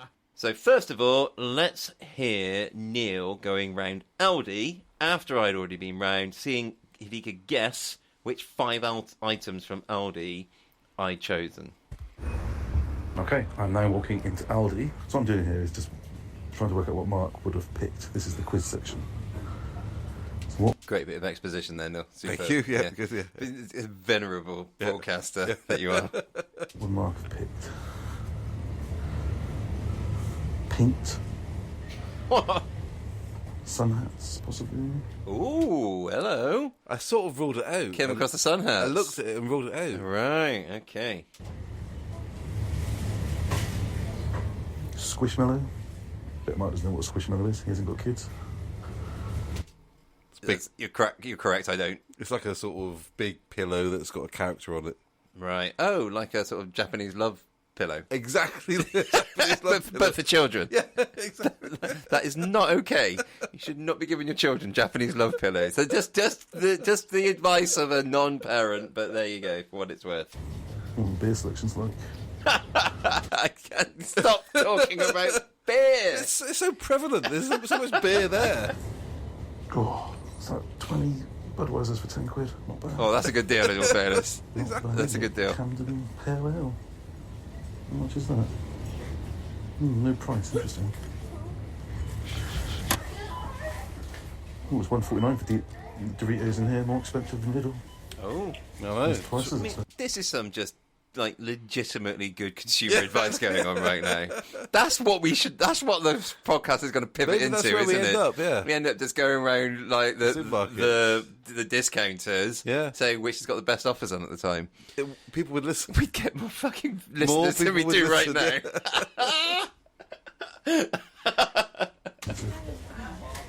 Well, I've been down half of the middle section. There's nothing jumping out at me. It's a pop-up tent in here, so I'm going to say that's one of the things he'll get, same as me. Ooh, pop up 10. I went for the pop of 10. No, I'm trying to remember. I'm sure I'm not even sure I remember seeing the pop-up tent in there. I must have. No, I did, didn't I? I mentioned it. Yeah. And I disregarded it. You ummed and ahed about it, but yeah, then you moved so on. that's a reasonable guess in all Yep. fairness. And I'm sorry I didn't do that. Had I perhaps been a bit more on my game, I would have chosen that. That's all right. Probably not. An inflatable ottoman. Oh, that would be a nice choice. Oh yeah, play twin ottoman. Excellent. We both noticed that. Yeah. I'm not saying that's what he's got, but Good I'm show. going to keep that as my backup. But he's told me he's got everything from the middle aisle, so apart from the Because that was the game. just to stress. Okay. Yeah. tent, he must have got it. I must have walked past the stuff that he's got. Gosh, that's so cool. Go on. So it's stainless steel flask. I reckon that was something he'll go for. Yeah. You see, There it is, yeah. They were good flasks. Yeah, they look good. If it wasn't, had I not read that really it's about you want clear plastic Yeah, bottles you'd for have gone for contain, that. I would have probably have gone for that. Yeah. They were good, weren't they? They look good, They yeah. felt sturdy. Yeah, they're big as well. Yeah. Yeah. Fair enough. That's an okay decision. Yep. And I apologise. I've let you down Yeah, on okay. that. So, right. Oh, a travel blanket. I think I'm going to let you down a bit now. Let's Do you just go for the reckon? flask, Yeah. Keep his water in. Travel blanket. Neck cushion? Probably not. Alright, so I'm going to say he's got the water bottle, or the travel flask, and the travel towel. I'm going to say no to the neck cushion.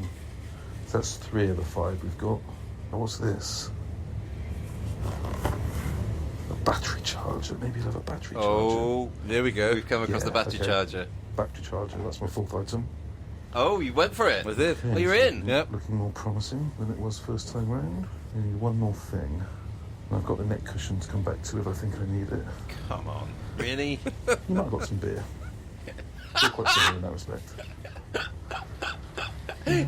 Everyone in the post-apocalypse going traipsing around carting a load of beer with them because that's the obvious thing that anyone would get. Jesus Christ. I didn't go for the beer in the One end. last look round.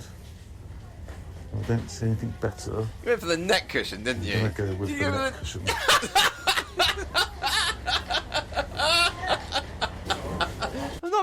a long-haul flight, for Christ's sake. Good grief, man. I think we're going to say, with some confidence, the tent.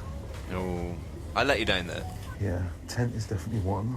Yeah, so I'm going to go for the stainless steel flask, travel blanket, neck cushion, and what did I say? The battery charger. That's 5, isn't it? There, I'm done. Says the man who just could not wait to get the hell out of there, I guess. So just to recap there, so what did you went with the tent? Now again, tent, perfectly good choice, I let you down. Stainless steel flask, again, perfectly good choice, I let you down. Yep. Then you went with the neck cushion. Yep. What were you lost your mind there. What were you thinking? Travel blanket. I mean, sure, you could use it for warmth. Warmth is going to be important, so I'll give you that. Battery charger. And the battery, the battery charger, which is what you did pick, didn't you? I didn't pick the battery you charger. Didn't? No. Don't get none then. So you didn't get any? Oh, for fuck's sake! You got 0. I'm not sure I did much better though. In all fairness, it makes me feel quite sad. So the next thing we're going to listen to now is me. Obviously, the last bit is me now going round Lidl. Yep. Trying to guess the 5 things that I think Neil picked when he went round Lidl. Yes. Okay, so let's go with this. Okay, I'm approaching Lidl now. Neil has given me a little heads up that the selection wasn't great in Lidl. I thought that Aldi actually did pretty well. If you're gonna survive the post-apocalypse and you've got the choice, apparently go Aldi. We'll see, I haven't got there yet. He might just be, very, very fussy, which is his want, knowing him as long as I have.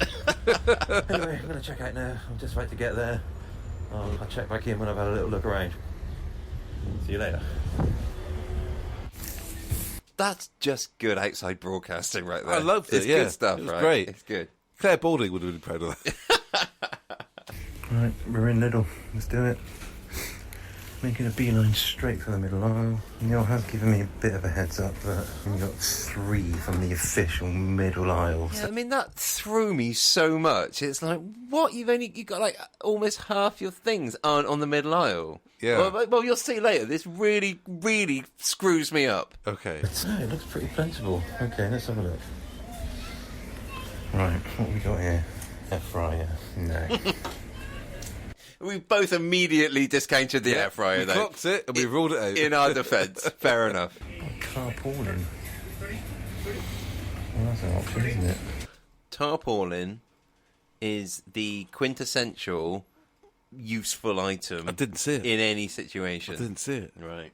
You can use it for shelter. You can make like a sort of hold all out of it. What if you want to make love to a beautiful woman? You could just make love to a tarpaulin.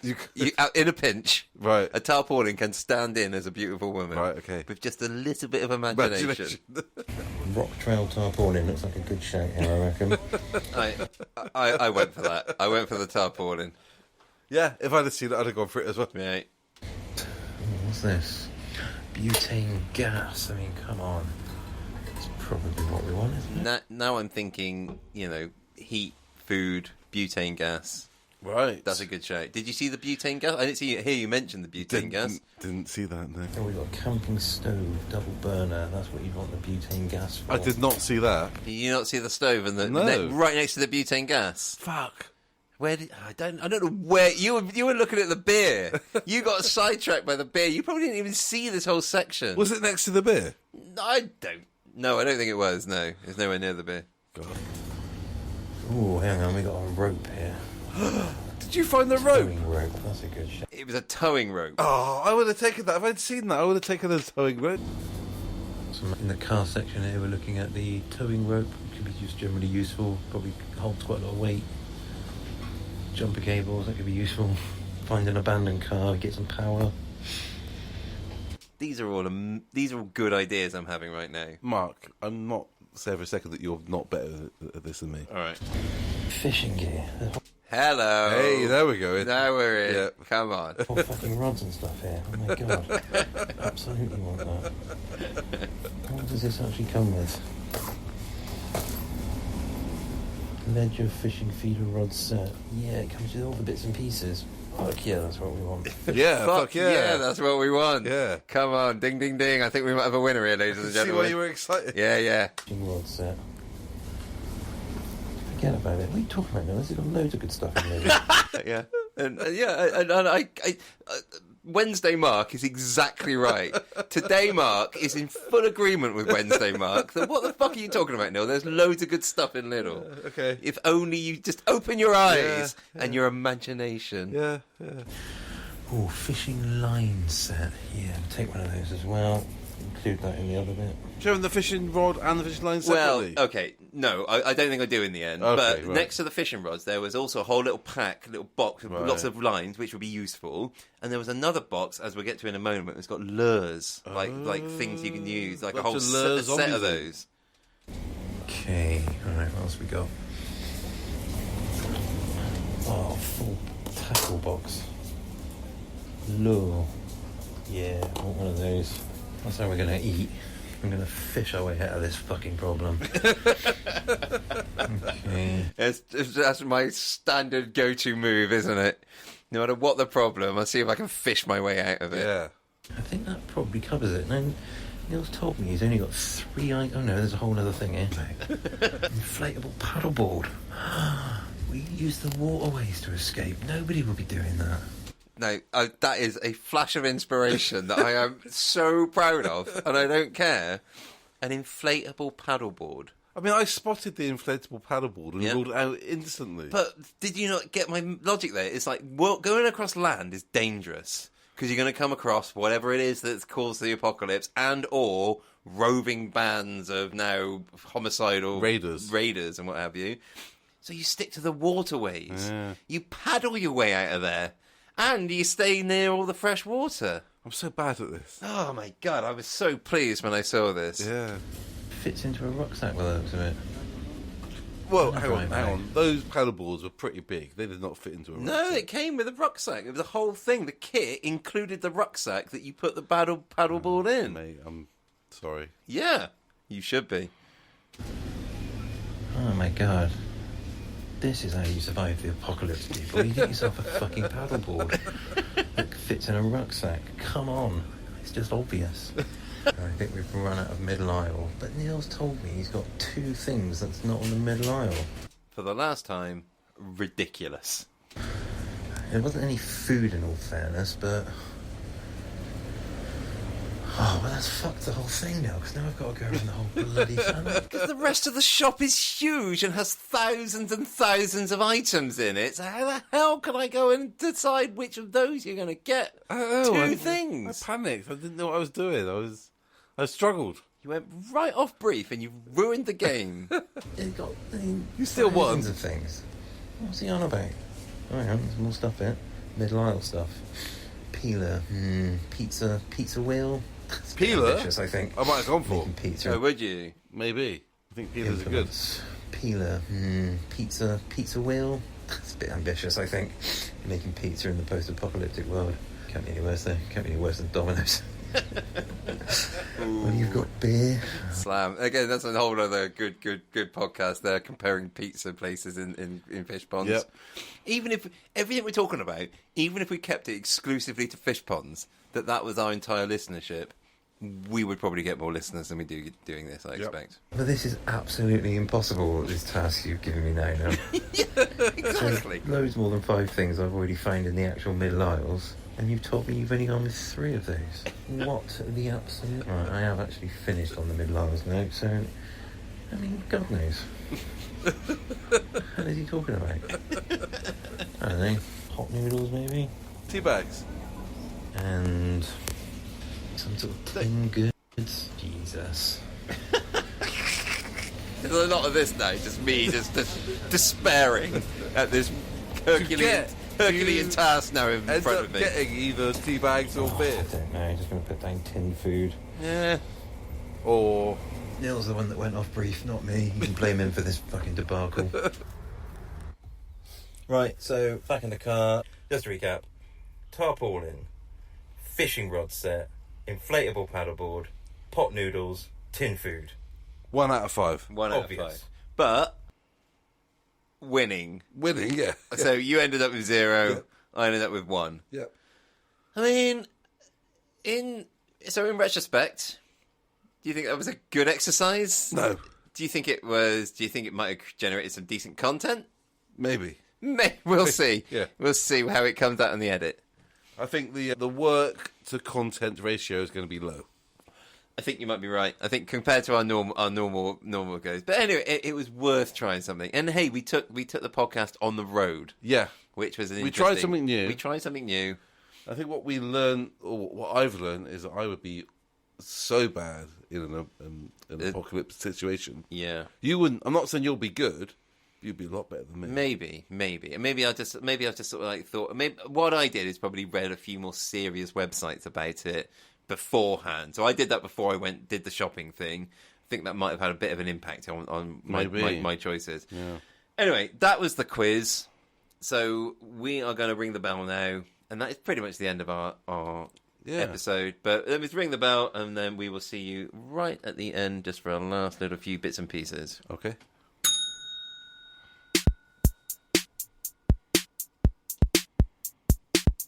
And so that concludes another episode of Mark and Paul's Opinion Hour.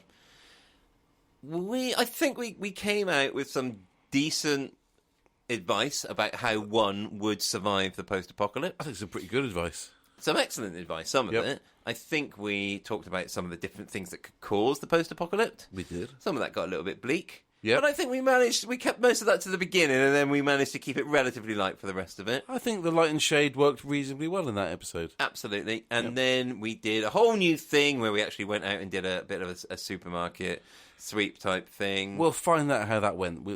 We aren't sure. We're going to be interested to see how that pans out in the edit. So, Yeah. I mean, we're going to be we'll be as surprised as you are when you heard it. Hey, by the time you're listening to this, you've already heard how it ended in the edit. We don't know.